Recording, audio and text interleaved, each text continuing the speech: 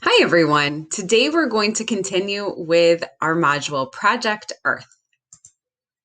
We will keep reading Parrots over Puerto Rico. And for today, our learning target is I can analyze the author's use of print and graphic features. So for that, we're going to be thinking about why the author uses certain text features and graphic features in their writing. So when we're thinking about that, in this story, we'll notice that the author might change the type style to help us understand a certain element.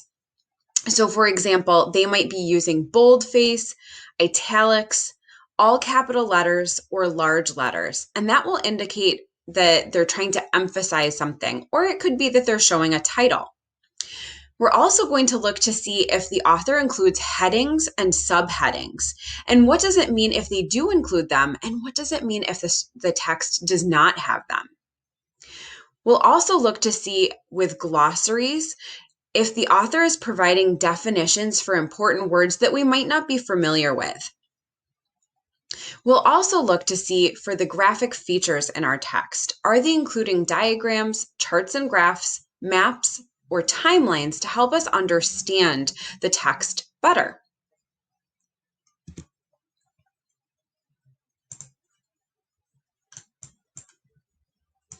So I'm on page 364 in my Into Reading book. And I'm going to take a moment to look at the illustrations to make sort of an idea of what do I think is going on. And then after I read the text, I'm going to check in to see if I understand what was happening within the text. So I notice that there's lots of buildings, and I see that there are two different flags that are on top of a building. And I also see that there's the parrots in the background, and there aren't very many of them. And I also see that there are these other birds. So we're going to read the text to see if I get a good idea of what's going on. In the 1950s, birds called pearly-eyed thrashers moved into the rainforest and tried to steal the parrots' nesting holes. Like clever thieves, these birds enter places where other birds are struggling to live and compete with them for nest sites. The parrots fought the thrashers, jabbing at them with their sharp beaks and defending their nests with harsh cries.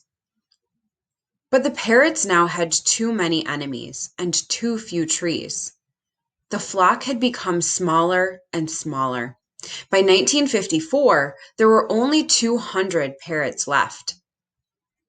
Puerto Ricans elected their first governor, and the island became a U.S. Commonwealth, not a state, not an independent nation, but something in between. The people argued, should their island remain a commonwealth? Should it be a state? Should it be independent of the United States?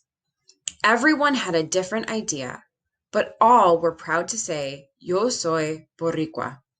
I am Puerto Rican. So now when I go back to the illustration, I see that the two flags probably represent, I see the US flag, and then my guess is that the other flag is the Puerto Rican flag. And in the background, I now know that these other birds are pearly-eyed thrashers. And I see that they are posing a threat to the few parrots that are still living on the island. Let's continue. The flock of Puerto Rican parrots became even smaller. By 1967, only 24 parrots lived in El Yunque. Iguacua, oh my goodness, this is a hard word for me to say today. Iguaca. The parrots called as they looked for some place, any place, to find food and nesting holes for their chicks. Puerto Ricans looked up and saw their iguacas were almost gone. People had nearly caused the parrots to become extinct. Now people started to help the parrots stay alive. In 1968, the governments of the United States and the Commonwealth of Puerto Rico worked together to create the Puerto Rican Parrot Recovery Program. Its goal was to save and protect the parrots. The first part of the plan was to create an aviary, a safe place for parrots to live and raise chicks.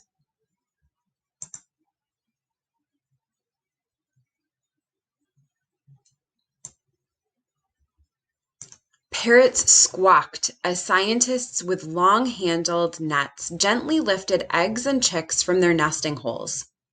The scientists always left at least one egg or chick in each nest so some birds could continue living in the wild.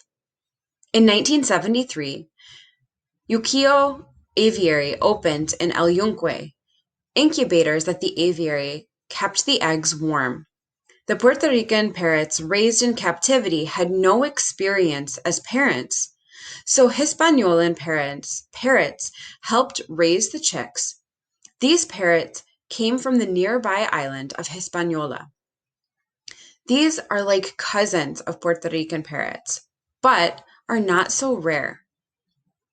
Once hundreds of thousands of Puerto Rican parrots flew over the island. By 1975, only 13 parrots were left in the rainforest. The worried scientists built special nesting boxes and put them in trees in areas where the parrots were likely to nest. The parrots inspected the nesting boxes and moved in. These nesting boxes were deep and dark, like the nesting holes Puerto Rican parrots find in the wild. A bird sitting on top of the box could not see all the way to the bottom. Pearly-eyed thrashers like to see the bottoms of their nests, so the thrashers left the parrots' nesting boxes alone. So we're going to pause there for today. And what I'd like you to do is we're going to go back and take a look to see what are some text features that the author and illustrator include to help us understand the text a bit better.